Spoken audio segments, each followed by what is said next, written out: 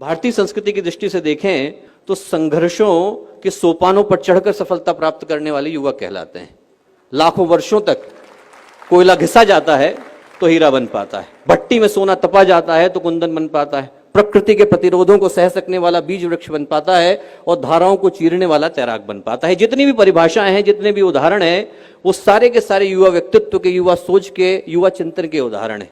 संघर्षों को सौभाग्य की तरह वर्ण करने वाले युवा कहलाते हैं, क्योंकि हमारे देश में युवा उम्र से नहीं दृष्टिकोण से तौले जाते हैं। हमारा देश अद्भुत देश, जिनका जीवन ठहर गया है, जिनका उत्साह ठंडा पड़ गया है, जिनके अंदर क्रांति की संभावनाएं जन्म नहीं लेती, जिनके मन में समाज को बदलने की, संस्कृति को उठाने की, राष्ट्र को बढ़ाने की सोच करवटें नहीं बदलती, जिनकी रगों में उमंग का, उत्साह का, उल्लास का उबाला नहीं आता, जिनके हृदय में दुखियों को, पीड़ितों को देखकर दया नहीं आती, करुणा नहीं आती, वो 18 के हों, 20 के हों, 22 के हों, फर्क नहीं पड़ता, उनका यौवन चला गया है, जवानी खो चुके हैं, वो लोग बूढ़े हो चुके हैं।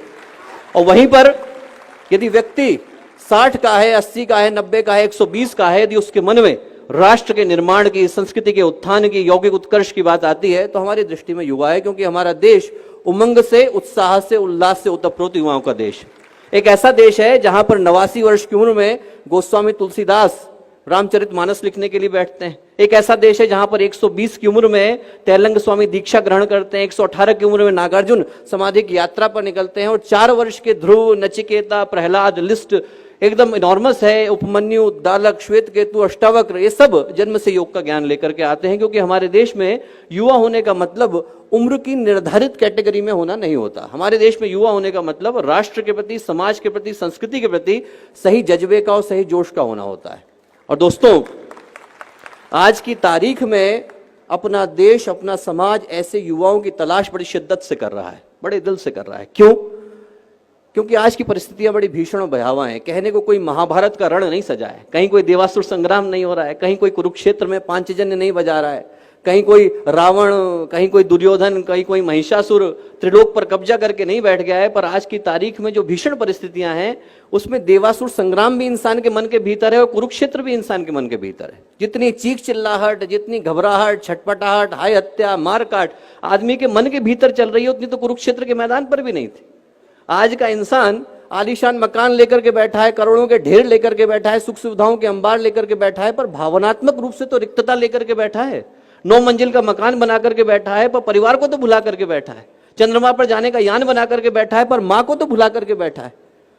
महंगे अस्पताल लेकर के बैठा है, पर सेहत तो गंवा करके बैठा है। यूएस की डिग्री लेकर के बैठा है, पर कॉमन सेंस तो भुला करके बैठा है। और सबसे बड़ी बात कि जनसंख्या बढ़ा करके बैठा है, पर मानवता को तो गंवा करके बैठा है।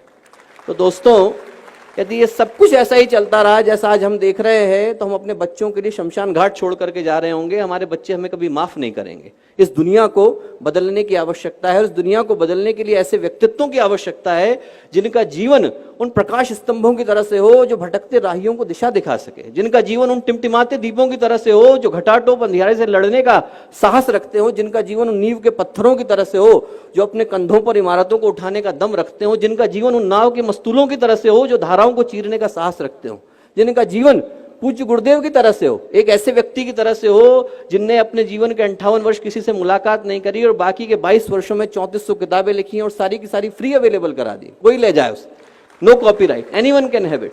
इस तरीके के व्यक्तित्वों की तरह से हो जो लाखों करोड़ों को दिशा दिखाने का साहस रखते हो। मेरी दृष्टि में युवा होने की यही परिभाषा है। जिसका जीवन पवित्रता और प्रखरता की परिभाषा बन जाए वो युवा कहलाता है। और इस देश का सौभाग्य है कि आज हमारी 70% आबादी युवा आबादी, और इस सौभाग्य को दुर्भाग्य बनते देर नहीं लगेगी। यदि इतने सारे लोगों को हम लोग दिशा देने से वंचित रह गए, इतने सारे लोगों को यदि हम लोग सही दिशा नहीं दिखा पाए, तो इस सौभाग्य को दुर्भाग्य बदलते देर नहीं लगेगी। तो दोस्तों, जो युवाओं का यौवन है, उनकी संघर्षों से लड़ने की क्षमता है, वो धारा है। हिंदी में हम लोग कहते हैं दिशा धारा, वो धारा है। और उसके जीवन को सही दिशा देने का नाम योग का है। उनके अंदर का जो उद्दाम है वो उनके जीवन की धारा है, और उसको समग्रता, संतुलन, स्वाभिमान देने का काम योग का है। योग का अर्थ शारीरिक सौष्ठव से नहीं है, अदरवाइज हर जिम्नास्ट जो है वो योगी कहलाता। पतंजलि योग सूत्र की रचना कोई सर्कस का कलाकार करता। योग का सच्चा अर्थ योगस्य चित्तवृत्ति निरोधा से है, जिसका अर्थ आदमी को मन की चंचलताओं का ठहर जाना है। योग का सच्चा अर्थ समत्वम योग उच्चते से है, जिसका अर्थ व्यक्तित्व के सभी आयामों का संतुलित हो जाना है। और योग का सच्चा अर्थ योग कर्मसु कौशलम से है, जिसका अर्थ मानवीय संभावनाओं के शिखर पर पहुंच जाना है।